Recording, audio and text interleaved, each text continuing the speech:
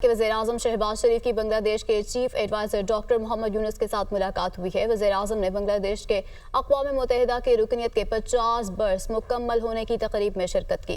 काजा से फतह तारर, डॉक्टर खालिद मकबूल सिद्दीकी और तारिक फातमी भी वज़ीर-ए-आज़म के हमराह थे। Chief adviser Bangladesh doctor Mohammad Yunus ने वज़ीर-ए-आज़म और पाकिस्तानी वफ़द का पुरतपाक इस्तक़बाल किया।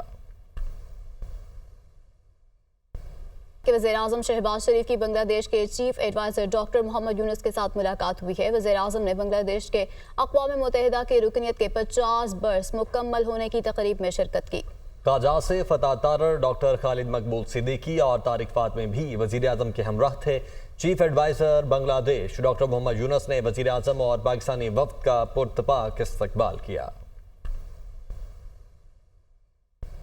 कि वज़ीर-ए-आज़म शहबाज शरीफ की बांग्लादेश के chief adviser doctor Mohammad Yunus के साथ मुलाकात हुई है। वज़ीर-ए-आज़म ने बांग्लादेश के अक़वाम मुत्तहिदा की रुकनियत के 50 बरस मुकम्मल होने की तक़रीब में शिरकत की।